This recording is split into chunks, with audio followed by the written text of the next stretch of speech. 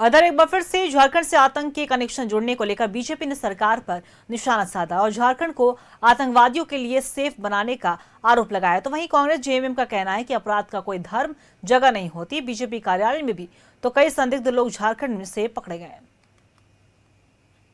झारखंड आतंकियों का, आतंकवादियों के स्लीपर सेल का चारगाह बनता जा रहा है साहब। ये भूमि बनता जा रहा है जहां ऐसे स्लीपर सेल को बढ़ावा मिल रहा है। आप संगठनों का नाम देखें, जैश ए मोहम्मद, ISIS। जो बड़े ब्लास्ट हुए थे, बोधगया में जो ब्लास्ट हुआ था और जो नरेंद्र मोदी जी की सभा में 2013 में पटना गांधी मैदान में ब्लास्ट हुआ था, उसके तार रांची से जुड़े हुए थे साहब। उस समय जिन लोगों की गिरफ्तारियां हुई थी उसमें इश्तियाक और तमाम लोग थे। रांची के एक लॉज में जब छापेमारी हुई थी हिंदपीढ़ी में, तो बम बनाने का सामान मिला था। तो ये बहुत ही चिंताजनक बात है। सबसे अफसोसजनक बात है कि झारखंड की ATS क्या कर रही थी, वो 3 साल पहले ही बेंगलोर गई है। लेकिन जैसा बताया गया है गुजरात ATS के द्वारा कि वो पिछले 5-6 वर्षों से वो इन आतंकी संगठनों के लिए काम कर रही थी।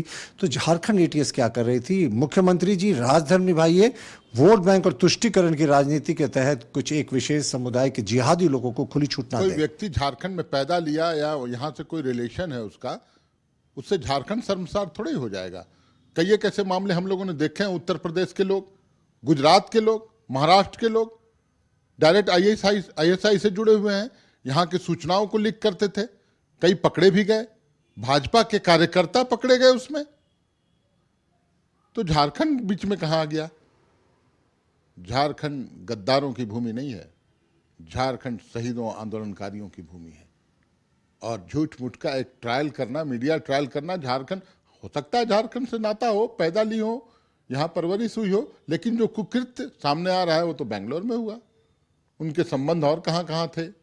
गुजरात में भी हो सकते हैं, महाराष्ट्र में हो सकते हैं। उसका उद्भेदन हो, अनुसंधान हो। तो इस तरह की बातों पर राजनीति उचित नहीं।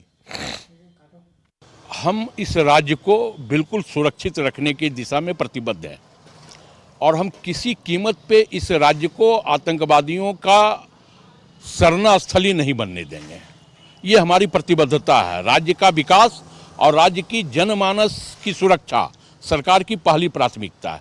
अगर कोई ऐसा कनेक्शन मिलता है तो प्रशासन त्वरित गति से उस पर कार्रवाई करती है। लोग अगर पकड़े गए, इसका यह मतलब होता है कि प्रशासन हमारी सक्रिय है और सक्रियता के साथ वो काम कर रही है।